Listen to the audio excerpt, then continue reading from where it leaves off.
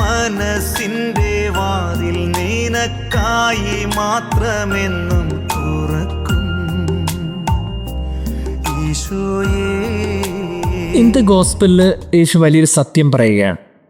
ആ സത്യത്തെ ശിഷ്യന്മാർ കേട്ടുകൊണ്ട് അതിനുശേഷം പല വേദനകൾ നിറഞ്ഞ സംഭവങ്ങൾ നടക്കുന്നു. സത്യം ഇതാണ്. യേശു 12 ശിഷ്യന്മാരോടൊപ്പം ഭക്ഷണത്തിന് നിന്നപ്പോൾ അവരോടായി പറഞ്ഞു, നിങ്ങളിലൊരുവൻ എന്നെ ഒറ്റിക്കൊടുക്കും. ഇത് കേട്ടപ്പോൾ 12 പേരും വലിയ ഡിസ്കഷനിലായി, ആരായിരിക്കും? പക്ഷെ ആർക്കും യേശുവിനോട് ചോദിക്കാനുള്ള ധൈര്യമൊന്നുമില്ല. ധൈര്യമില്ലാത്തതിന് കാരണം ഒരു പക്ഷേ എന്ത് യേശു ചിന്തിക്കുമെന്നോ അല്ലെങ്കിൽ അതിൻ്റെ ഗ്രാഹ്യമോ ഒന്നും മനസ്സിലാക്കാത്തതുകൊണ്ടാകാം. യേശു 3 പ്രാവശ്യം യേശുവിൻ്റെ മരണത്തെക്കുറിച്ച് പറഞ്ഞിട്ടും വലിയ വ്യക്തതയൊന്നും ഇല്ലാത്തവരാണല്ലോ ഈ 12 പേര്. അതുകൊണ്ട് ഈ ഒറ്റിക്കൊടുക്കുമെന്നൊക്കെ പറയുമ്പോൾ ആര്, എന്തിന്, എങ്ങനെ ഒന്നും അറിയില്ലായിരിക്കും. അതുകൊണ്ട് അതിൻ്റെ ഡെപ്തിലേക്കൊന്നും അവരിറങ്ങുന്നില്ല. പക്ഷെ അത് ആരാണെന്ന് അറിയണമെന്ന് പത്രോസിന് ആഗ്രഹമുണ്ട്. വചനത്തിൽ പറയുന്നത് യേശു സ്നേഹിച്ചിരുന്ന ശിഷ്യൻ യേശുവിൻ്റെ വശത്തോട് ചേർന്ന് കിടക്കുകയാണ്. അവൻ ആംഗ്യം കാണിച്ച് അവനോട് ചോദിച്ചു. സൈൻ ലാംഗ്വേജിലൂടെ ചോദിക്കുകയാണ്, ആരാണെന്ന് നീ ചോദിക്കുക. കാരണം ഈ കൂട്ടത്തിൽ നിന്നോടാണ് അല്പം കൂടെ സ്നേഹം, അതുകൊണ്ട് നീ ചോദിക്കുക. അവനത് ചോദിച്ചു, ആരാണ്? യേശു പേര് പറഞ്ഞില്ല. യൂദാസ് കറിയോത്ത. ഈ പേര് പറയാൻ വളരെ എളുപ്പമാണ്. പക്ഷേ യേശു പറഞ്ഞില്ല. മറിച്ച് യേശു ഒരു പ്രവൃത്തി നടത്തുകയാണ്. ആ പ്രവൃത്തി ഇതാണ്, ആർക്കാണോ ഞാൻ അപ്പക്കഷ്ടം മുക്കി കൊടുക്കുന്നത് അവൻ തന്നെ. ഇത് പറഞ്ഞ ശേഷം ഉടനെ യേശു അപ്പക്കഷ്ടം മുക്കി യൂദാസ് കറിയോത്തയ്ക്ക് കൊടുത്തു. വചനം ഇത്രയും വായിക്കുമ്പോൾ നമുക്ക് സങ്കടമാണ്. പക്ഷെ അടുത്ത വചനം സങ്കടത്തെക്കാൾ ഉപരി മനസ്സിലാകാത്ത ഒരു കാര്യം നടക്കുന്നുണ്ട്. ആദ്യമായി ദിവ്യകാരുണ്യമായി വിളമ്പി യേശു കൊടുത്തത് യൂദാസിനാണ്. നാവിൽ സ്നേഹത്തോടെ യേശു വിളമ്പി. ഒരുപക്ഷെ യൂദാസിൻ്റെ ആദ്യ കുർബാന എന്നൊക്കെ നമ്മളുടെ വാക്കിൽ പറയാം. അപ്പോൾ തീർച്ചയായിട്ടും യേശു ആയിരിക്കണം അവൻ്റെ ഉള്ളിൽ പ്രവേശിക്കേണ്ടത്. പക്ഷേ വളരെ വേദനയോടെ യൂദാസിൻ്റെ ആദ്യ കുർബാനയുടെ ആ ദിവസം വചനം രേഖപ്പെടുത്തിയത് ഇങ്ങനെയാണ്: അപ്പക്കഷ്ടം സ്വീകരിച്ചതിനെ തുടർന്ന് സാത്താൻ അവനിൽ പ്രവേശിച്ചു. വളരെയധികം ചോദ്യം ചെയ്യപ്പെടുകയും വളരെയധികം ചിന്തിപ്പിക്കുകയും ചെയ്യുന്ന ഒരു ആക്റ്റാണത്. എങ്ങനെ സംഭവിക്കും? ഒരു ആദ്യ കുർബാന സ്വീകരണ ദിവസം പിശാചാണോ ഉള്ളിൽ പ്രവേശിക്കുന്നത്? ഈ ഒരു ചോദ്യം സാധാരണഗതിയിൽ എല്ലാവരും ചോദിക്കാൻ സാധ്യതയുള്ളൊരു ചോദ്യമാണ്. ഇവിടെയാണ് ഒരു തിയോളജിക്കൽ കോൺസെപ്റ്റ് ഉള്ളത്, ഡിസ്പൊസിഷൻ ഓഫ് ദ ഗ്രേസ്. അതായത് ദൈവത്തിൻ്റെ കൃപ എല്ലാവർക്കും ഒരുപോലെയാണ്. കൃപ ഒരുപോലെ എല്ലാവരിലേക്കും ഒഴുകിയെത്തും. ദുഷ്ടന്മാരുടെ മേലും ശിഷ്ടന്മാരുടെ മേലും ഒരുപോലെ അവിടെ നിന്ന് മഴ പെയ്യിക്കുമെന്നൊക്കെ നമ്മൾ വചനത്തിൽ വായിക്കുന്നില്ലേ? അതുപോലെ തന്നെയാണ് എല്ലാവർക്കും കൃപ ഒരുപോലെയാണ്. പക്ഷേ കൃപ സ്വീകരിക്കുന്നവർക്കാണ് അതിൻ്റെ അടുത്ത പ്രധാനപ്പെട്ട റോള്. നൽകുന്നവൻ കൃത്യമായി നൽകും, പക്ഷേ അത് സ്വീകരിക്കുന്നവൻ സ്വീകരിക്കാൻ തക്ക വിധത്തിൽ അവൻ്റെ മനസ്സിനെയും ശരീരത്തെയും ഒരുക്കിയിരിക്കണം. അതല്ല എന്നുണ്ടെങ്കിൽ ആ കൃപ അവനിലേക്ക് എത്തില്ല. അതാണ് യൂദാസിന് സംഭവിച്ചത്. യൂദാസ് സ്വീകരിച്ചത് ദിവ്യകാരുണ്യമാണ്. അവൻ ഈശോയുടെ കരങ്ങളിൽ നിന്ന് സ്വീകരിച്ചു. ആ സ്വീകരിച്ചപ്പോൾ അവൻ്റെ മനസ്സിൽ അപ്പോഴും യേശുവിനെ ഒറ്റിക്കൊടുക്കാനുള്ള മനസ്സും ദുശ്ചിന്തയും അവനെ കൊലയ്ക്ക് വിട്ടുകൊടുക്കാനുള്ള ഒരു ഉള്ളിലെ നിശ്ചയവുമായിരിക്കുകയാണ്. അതുകൊണ്ട് ആ കൃപ അവനിലേക്ക് എത്തിയില്ല. പ്രിയമുള്ളവരെ, നമ്മൾ ഓരോരുത്തരും ചിന്തിക്കേണ്ടത്, ഡിസ്പൊസിഷൻ ഇല്ലെങ്കിൽ നമുക്ക് ഗ്രേസ് കിട്ടില്ല. ദൈവത്തിൻ്റെ കൃപ ഓരോരുത്തർക്കും കിട്ടുന്നത് അവരവർ അതിനുവേണ്ടി ഒരുങ്ങുമ്പോഴാണ്. ഒരു കുമ്പസാരം കഴിയുമ്പോൾ എന്തുകൊണ്ടാണ് എല്ലാവർക്കും മാറ്റം സംഭവിക്കാത്തത്? ദിവ്യകാരുണ്യം സ്വീകരിക്കുമ്പോൾ എന്തുകൊണ്ടാണ് എല്ലാവർക്കും ദൈവത്തിൻ്റെ അനുഗ്രഹം ലഭിക്കാതെ പോകുന്നത്? അതിനൊക്കെ നമ്മളുടെ ഡിസ്പൊസിഷനാണ് വളരെ പ്രധാനപ്പെട്ടത്.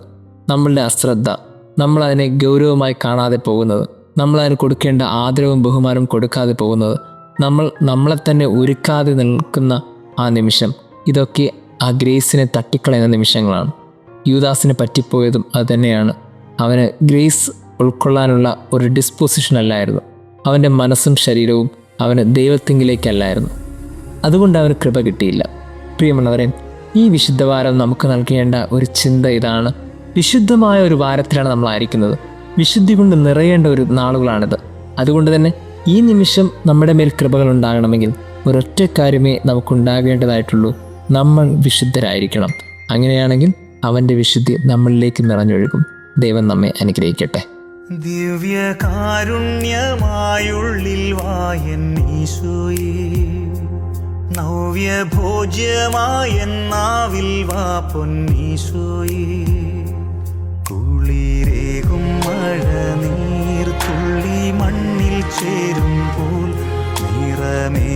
മഴവിൽ പൊടിവാനിൽ ചേരുമ്പോൾ സ്വയമേ മറന്നു നിന്നിൽ ചേരും ഈശോയേ.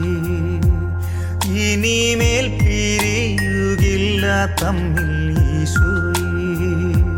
ദിവ്യകാരുണ്യമായുള്ളിൽ വായൻ ഈശോയേ.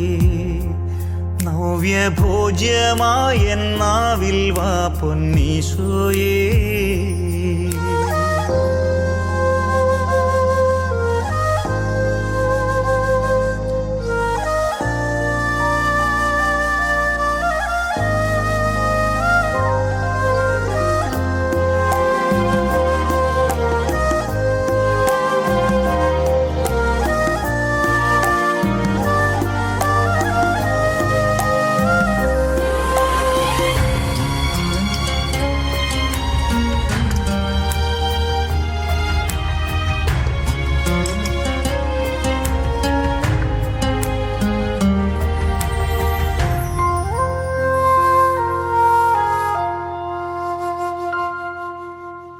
ഇടയന്റെ സ്നേഹം നിറയും നിന്റെ മൊഴികൾ തൻ ശാന്തി അറിയും. ഇടയന്റെ സ്നേഹം നിറയും നിന്റെ മൊഴികൾ തൻ ശാന്തി അറിയും. നിൻ ചിറകിൻ്റെ കീഴിൽ കണ്ണു പൂട്ടി സ്വസ്ഥമായി ഞാൻ മയങ്ങും ഈശോയേ. കുളിരേകും മഴനീർ തുള്ളി മണ്ണിൽ ചേരുമ്പോൾ നിറമേകും മഴവിൽ പൊടിവാനിൽ ചേരുമ്പോൾ സ്വയമേ മറന്നു നിന്നിൽ ചേരും ഈശോയേ. ഇനിമേൽ പിരിയുകില്ല തമ്മിൽ ഈശോയേ. ദിവ്യകാരുണ്യമായുള്ളിൽ വായൻ ഈശോയേ. നവ്യഭോജ്യമായ നാവിൽ വാ പൊന്നീശോയേ.